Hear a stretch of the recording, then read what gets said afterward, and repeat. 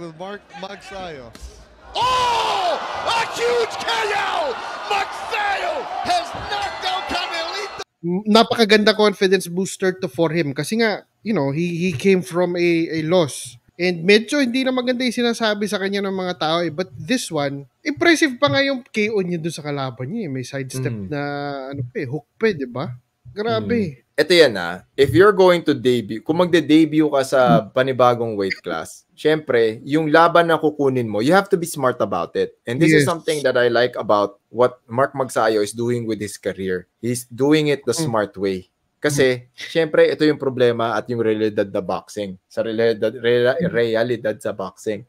Pag natalo ka kasi, the bottom of the food chain ka na naman, di ba? Sayang yung tinrabaho niya through the years. So ngayon, umakyat siya, he's going to campaign at 130 pounds, bagong weight class, bagong challenges.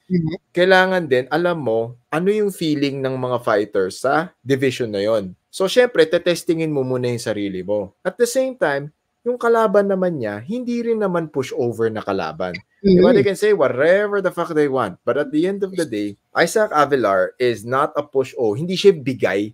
Alam mo yun, hindi mo isipin na bigay siya na kalaban. Pero, he would provide the necessary challenges para makita ni Mark Magsayo, okay, ano ba yung haharapin ko sa division na to? Ano ba yung lakas? Ano ba yung body type? Ano ba yung level ng speed, quickness, reaction time? It's getting your feet wet in the 130-pound division. So, syempre, ikaw rin naman, ayaw mo rin naman ng masyadong bopol na kalaban kasi baka magbigay ng false confidence sa'yo, di ba?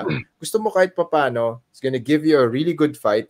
It's gonna help you adjust sa bagong weight division mo. And he performed really, really well. Ang pinakagusto kong nangyari is, lumabas yung efforts ng off-season training ni Mark Magsayo. Ang pinakagusto kong ginagawa ni Mark Magsayo na ine-encourage ko sa maraming mga boksingero, lalo-lalo na dito sa Pilipinas, kahit wala siyang laban, nag-e-ensayo siya. Kahit wala siyang laban or naghihintay siya ng susunod niya na laban, active siya. Kasi doon mo makikita yung skill build-up eh. Yung ginawa niyang knockdown, may knockdown muna bago yung knockout. Baka iniisip, maganda yung knockout syempre, pero prior to that beautiful knockout, there was an initial knockdown. It was really good execution ng mga game, it was really good execution of Mark Magsayo's game plan. Diba? Yung corner niya, tsaka yung team Magsayo, maganda yung execution ng game plan nila. Hindi rin naman siya mukhang tentative or hindi siya yung nagmamadali during that fight. If you watch all 3 rounds, he was using a lot of his jabs, which was very good kasi gusto mong makita ano yung magiging reaction ng muscles mo with the natural na pag-angat ng timbang. So, the speed, the quickness was still there. He was able to throw a lot of jabs, yung combinations niya, volume punching.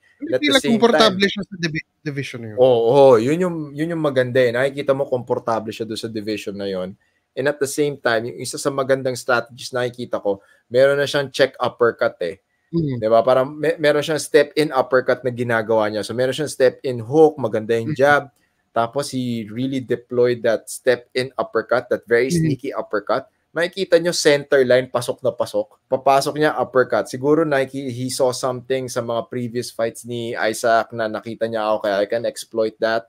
Diba? Nakita ng team niya na pwede nating exploit yan. Yung ganong klaseng suntok, yung development ng timing na yon, tsaka yung sidestep hook na yon, yung sidestep left hook that knocked out Isaac Avilar, hindi mo madedevelop yon during camp.